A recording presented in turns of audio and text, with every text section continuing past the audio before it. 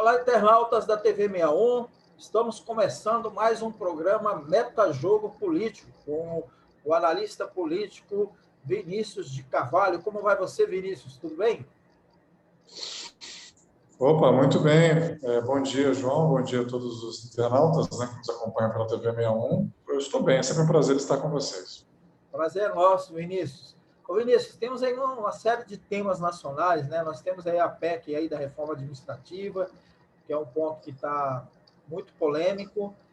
Nós temos aí o avanço aí da oposição nas ruas contra o Bolsonaro e eu queria ver com você, por exemplo, né, que você analisasse essa retomada da oposição nas ruas.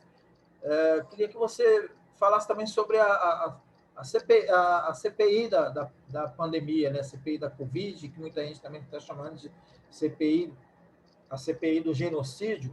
Outro ponto que eu queria conversar com você, Vinícius, você analisar aqui para a gente, é sobre o destino partidário do presidente Bolsonaro e seus filhos, né? Parece que o rumo aí parece ser o Patriotas, né? E o avanço aí dessa truculência policial, a gente está vendo aí ações policiais de muita truculência. Queria que você analisasse esses pontos. Pode ser, Vinícius? Vamos começar? Pode ser, João. Tranquilo. Acho que é isso mesmo. Isso mesmo. Você está acompanhando aí a PEC aí da reforma administrativa. Podia falar para a gente um pouco sobre as suas impressões aí do que está sendo encaminhado? Então, é uma proposta, né, de emenda constitucional de número 32, né, PEC 32, que foi apresentada, né, dentro do pacote de reformas, né, que o governo Bolsonaro vem propondo, né. Já tinha proposto antes da pandemia até outras reformas, né, do Pacto Federativo, né, da desvinculação dos fundos, né, e tem essa da reforma administrativa, e ela vem um pouco parada, né, mas agora com a entrada do Arthur Lira, né, foi uma das moedas, né, um dos pontos prioritários, né, que o governo acabou apontando, e é de interesse do Centrão também, né, dos partidos ali que formaram a base do Arthur Lira, né, de pautar esse tema, né, porque há uma cobrança muito grande em relação ao perfil reformista do governo Bolsonaro, né, se ele vai conseguir aprovar reformas ou não, né, reformas mais macro, né, que houve a reforma da Previdência, né, que foi aprovada no primeiro ano do mandato ainda, né, 2019, que virou a emenda 101, salvo engano, ou 103, acho que emenda 103 na Constituição Federal, muito polêmica, mas enfim, foi promulgada e está em vigor já. A reforma da Previdência que tinha começado com Michel Temer, né, foi interrompida, foi retomada pelo Bolsonaro. E aí tem essas outras reformas que são sempre muito cobradas, né, reformas de perfil liberal ou neoliberal, né, como a administrativa, a tributária, né, são sempre muito pedidas. Então, havia e há uma pressão, especialmente por parte dos empresários, né, de aprovação de reformas, né. Lembrando que é um governo que entrou com um perfil liberal muito forte, né. Tinha no Paulo Guedes a sua grande referência nessa área, e ao longo do tempo ele foi perdendo, ele foi abrandando esse perfil neoliberal, né. Seja pela forte presença de militares, né, no governo, que os militares, como sabemos, eles são mais nacionalistas, né? Eles são mais estatizantes, porque são servidores públicos, né? Então, eles têm essa formação e esse favorecimento de empresas estatais, né? É a tradição que eles têm. Então, eles não veem com bons olhos uma privatização mais arrojada, né? E também eles olham muito pelo lado da desnacionalização, né? Da perda de soberania também, é um olhar que eles têm muito forte, né? Porque realmente, em muitos segmentos, você privatizar significa perder o controle, né? Pelo menos uma redução de controle. As estatais eram compradas por empresas estrangeiras, né? Inevidentemente, se você privatiza uma Petrobras, quem vai comprar é uma empresa estrangeira, né? Ela é a maior empresa do Brasil, né? Petrobras, então ninguém aqui dentro tem capital para a Petrobras, né? Então, tem que ser uma Esso, uma Texaco, uma Shell, né? Mobil, Standard Oil, enfim, uma das grandes petroleiras aí do mundo. E ainda assim, consorciadas, né? Sozinhas elas não conseguem comprar. Então, privatização em muitos setores significa desnacionalização. Então, enfrenta a resistência dos militares, né? Por essas razões mais de ordem estratégica, de modelo de Estado, né, dos interesses que isso representa, né, do favorecimento de um empresariado nacional, né, também, do direcionamento, e acaba alinhando com o Centrão, né? Nessa aliança forte que o Bolsonaro fez com o Centrão gosta de estatais porque indica, né, cargos comissionados, né, nas estatais, né, e acaba direcionando contratações, então tem isso, né? Então o Bolsonaro foi diminuindo esse perfil liberal, né? No começo falava-se de muitas privatizações, elas acabaram não acontecendo, né? Pelo contrário, criou-se uma empresa estatal chamada NAVE, né? A Infraero foi dividida em duas partes, a parte mais de controle de tráfego, né, da aeronáutica foi para uma outra estatal chamada NAVE, e a parte da infraestrutura dos aeroportos mesmo ficou com a velha Infraero, né? Então, houve venda de ativos da Petrobras, né, de refinarias aqui e ali, mas a empresa continua estatal. Então, cobra-se muito que alguma reforma seja feita nesse rumo do neoliberalismo, né? E aí a reforma administrativa está caminhando. A PEC 32, ela foi aprovada já na Comissão de Constituição e Justiça e Redação da Câmara ainda, né? E aí ela vai agora para a comissão especial. Vai se criar uma comissão especial para apreciar o mérito dela, né? E aí ela recebe críticas dos dois lados, né, João? Ela, pelo lado direito, né, o pessoal mais do perfil liberal acha que ela foi muito tímida, né? Ela foi muito branda porque ela só atinge os novos servidores públicos, né? Ela mexe pouco com os servidores atuais, né, que já estão, né, em exercício. Aí para pensar, aí é um processo longo, né, de transição, né? Até esse pessoal que está hoje aí sair, né, são 10, 15, 20, 25 anos, né? Então é uma transição muito demorada, né? A crítica pela direita é essa, é a crítica pela esquerda, que vem mais dos sindicatos, né, dos trabalhadores, né, da administração pública, enfim, dos partidos mais baseados, né, nesses movimentos sociais, nesses sindicatos, é que ela fere direitos, porque ela realmente ela muda o regime de contratação, ela estabelece vários regimes, né, de contratação na administração pública, de contratação de pessoal, né, porque nós temos o chamado regime jurídico único, né, a lei 8.112, né, que já vem sendo flexibilizada desde o governo Fernando Henrique, né? Já há outras possibilidades de contratação, tem a lei do emprego público, né? Já tem outras opções. Mas parou por aí, né? Os governos do PT avançaram um pouco nessa área, ou quase nada, né? E agora o governo Bolsonaro retoma quase que de onde o Fernando Henrique parou, né? E estabelece lá várias formas de contratação diferentes, né? E também mexe com a estabilidade, né? Outro ponto que é muito valioso, né, para os movimentos sociais que representam alguns servidores é a questão da estabilidade, mesmo que seja para os novos, né, servidores, né? Mas aí mexe com a estabilidade ela trabalha com o conceito de carreiras típicas, né, de Estado.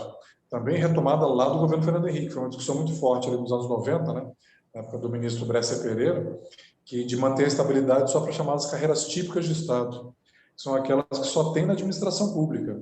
Militares, diplomatas, fiscais, área jurídica, área de gestão pública, área de controle, etc. Né? Agora, carreiras como médico, agrônomo, professor, museólogo, enfim, carreiras que também existem no setor privado e no terceiro setor, essas carreiras teriam elas não teriam estabilidade, né? E teriam um outro regime de contratação. O que as carreiras atuais temem, né? Porque vamos lembrar que os aposentados, eles recebem o mesmo salário de quem está na ativa, né? Na administração pública é assim, no setor privado não, né? No regime geral de previdência você aposenta com benefício X, né? E ao longo do tempo esse benefício vai sendo corrigido, né? São políticas salariais diferentes, né?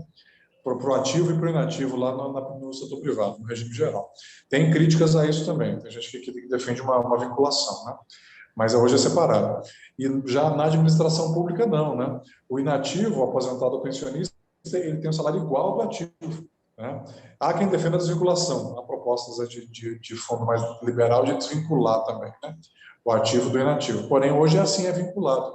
E quem está hoje, um dia vai aposentar, né? Ou pretende aposentar, pelo menos. E se não houver ativo, né, quem que vai lutar pela categoria, né? Porque quem pressiona mais politicamente são os ativos, né? Que tem um poder de pressão maior porque estão em serviço, né? Podem pressionar, podem travar, tem uma capacidade, né, de pressão maior do que o inativo. Então, as carreiras temem, né, uma perda de poder futuro de pressão no caso de acabar a estabilidade, né? E mesmo de redução de quadro, enfim. Então, está esse embate, né? promete ser algo muito tenso, né? A reforma administrativa é sempre muito polêmica, né? Porque trata de muitos interesses, enfim, os próprios parlamentares, alguns, né, são baseados nos servidores mesmo, né? Aqueles com perfil mais de centro-esquerda, né?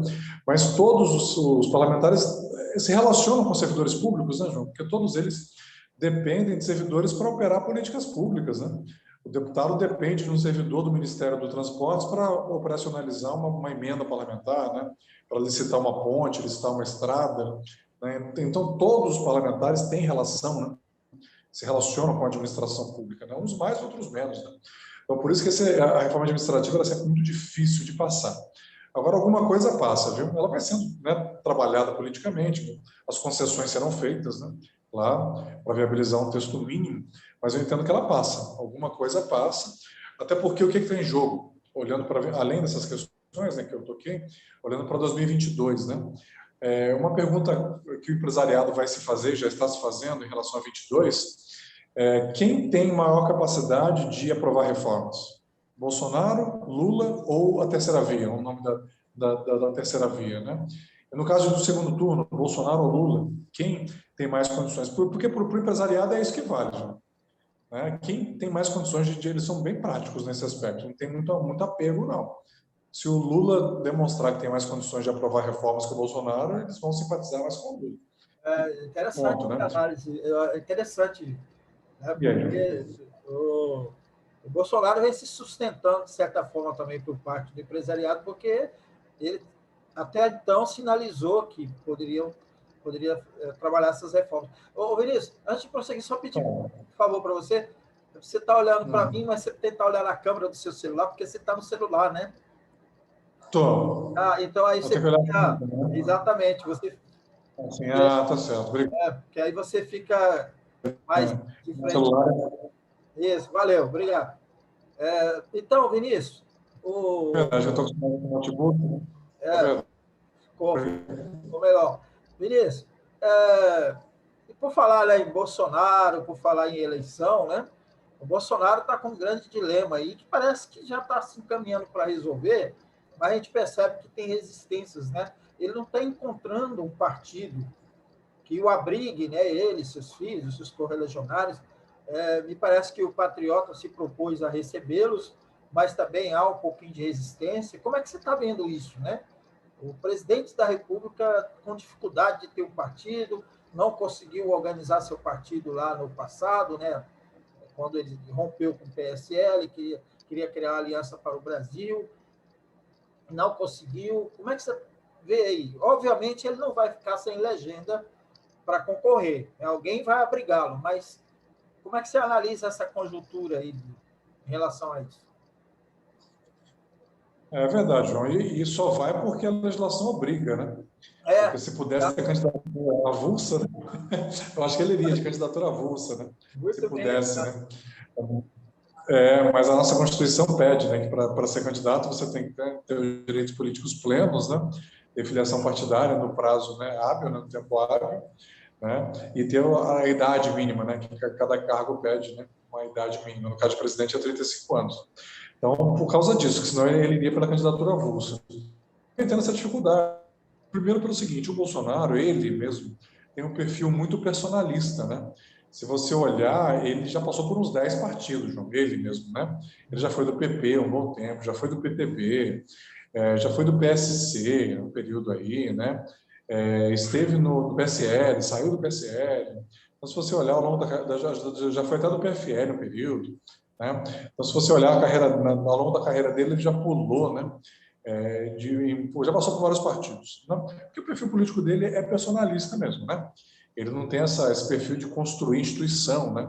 De construir sindicato, movimento social, partido, né? Ele não é um Fernando Henrique, um Michel Temer, né? Que eram homens de partido, né? O Lula mesmo, né? Que construíram partidos, né? De baixo, né? Da base, né? Ou que seja, né? Do parlamento para baixo, né? Um perfil mais de partido de quadros, né? Porém, o Bolsonaro não, é ele e pronto, né? Acabou, né? Ele e a família dele, né? O clã Bolsonaro. Então, os partidos temem isso, né?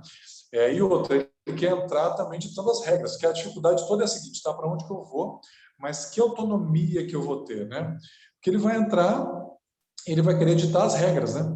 ele pensou em criar o partido dele, né, que você mencionou, que é o Aliança, né, era o Aliança pelo Brasil, né, cujo número seria até 38, né, numa referência ao calibre do revólver, né, porque é por conta da arminha, né, que é o símbolo deles, né, faz arminha, né, mas assim, a pandemia o salvou, porque era uma jogada muito arriscada o Aliança, né, por uma razão política, né, primeiro porque ele como presidente, né, esperava-se que tivesse uma filiação em massa, né, assim, 2 milhões, 3 milhões de filiados, que é o que o PT tem e o MDB tem, são dois partidos que têm mais filiados no Brasil, PT e MDB, né? Esperava-se que ele tivesse já uma filiação em massa, pela liderança que ele tem, pela popularidade, né?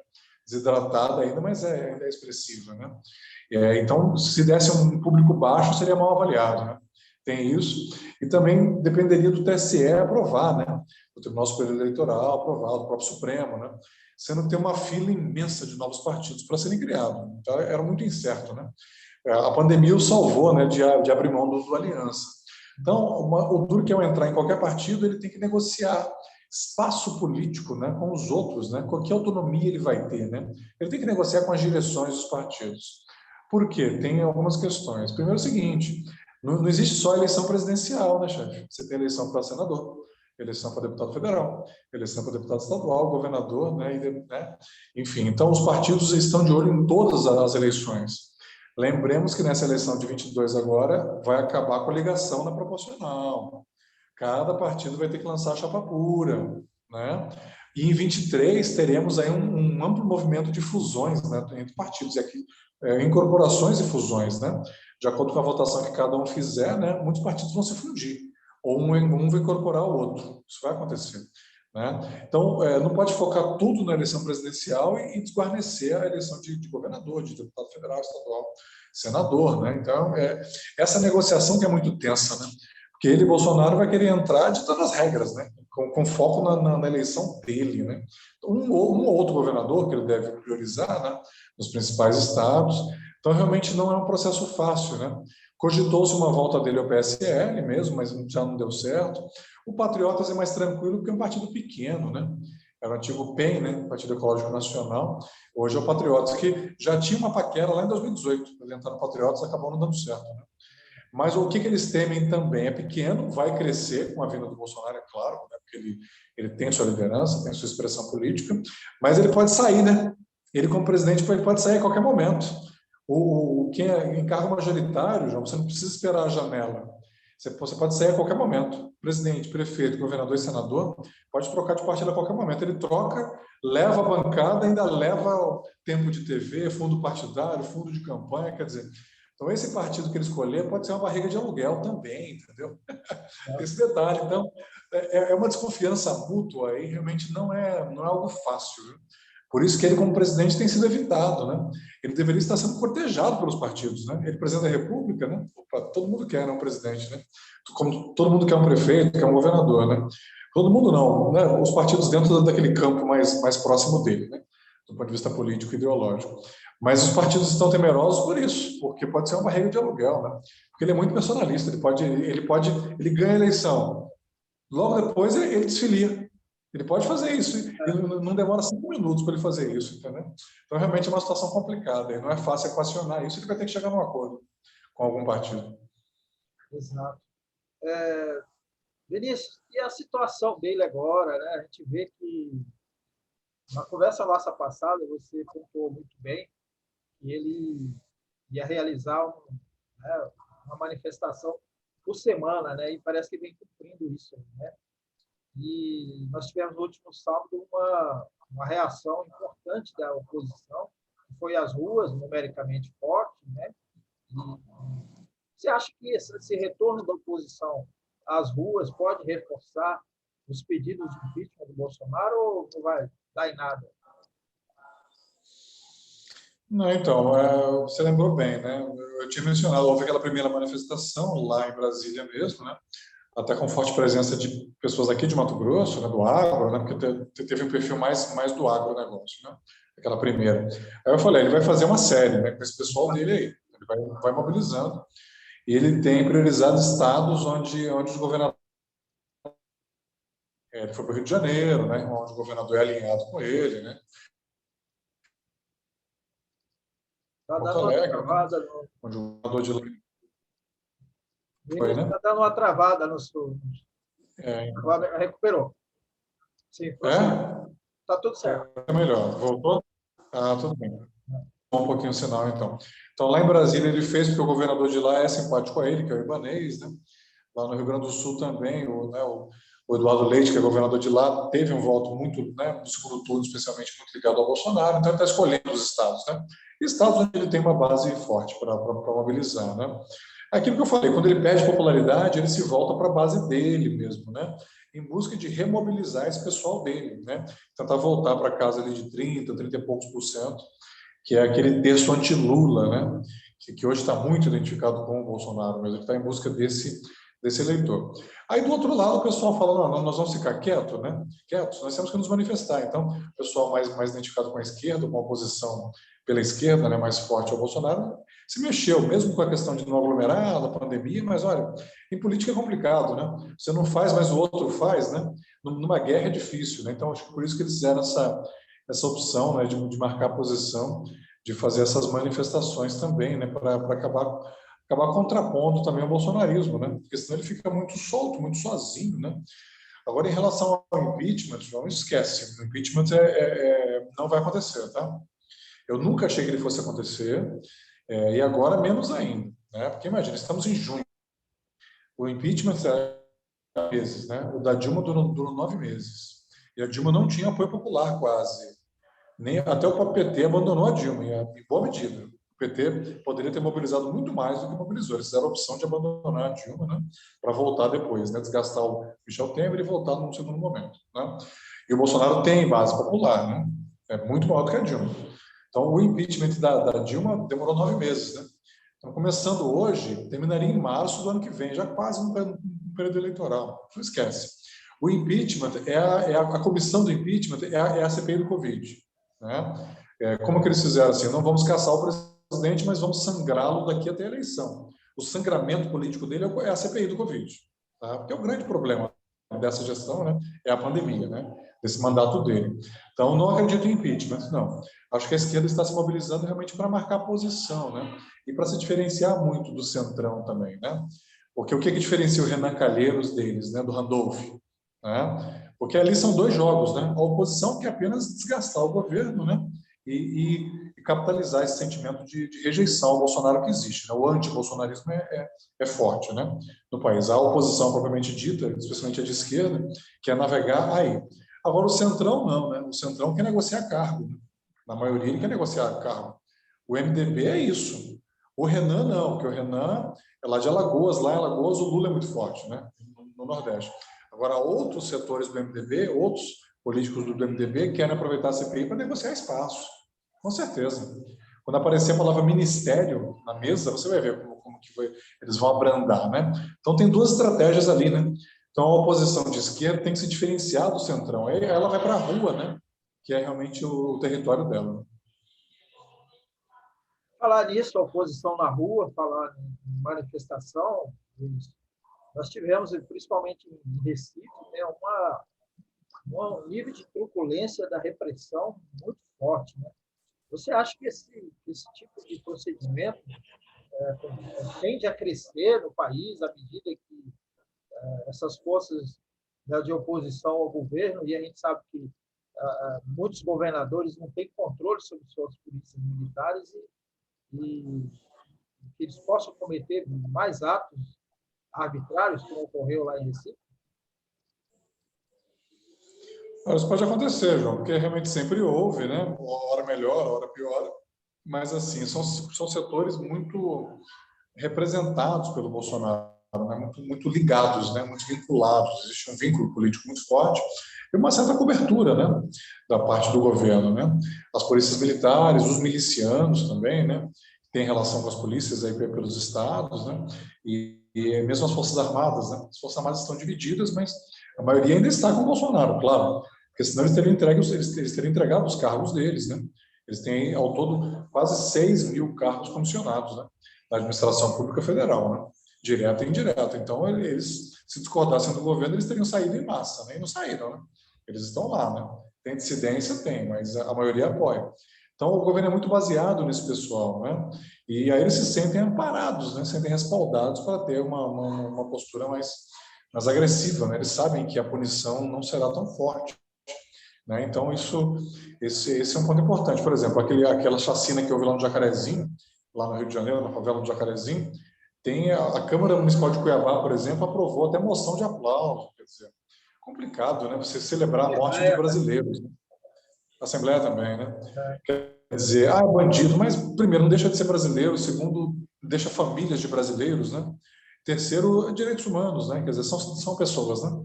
Então, realmente confirma que estamos numa guerra civil, né?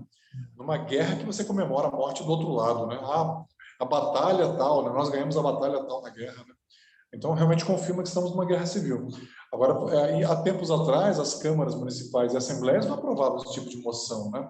Havia um zelo maior, uma restrição em relação a isso, né? Um comportamento mais comedido, né? Agora sim, né? Como há um apoio muito claro da parte do presidente, né? As forças políticas mais alinhadas com esse perfil se sentem mais livres, né? Para poder celebrar. Então, eu acho que a tendência é que as forças de segurança fiquem mais ousadas mesmo. Verdade.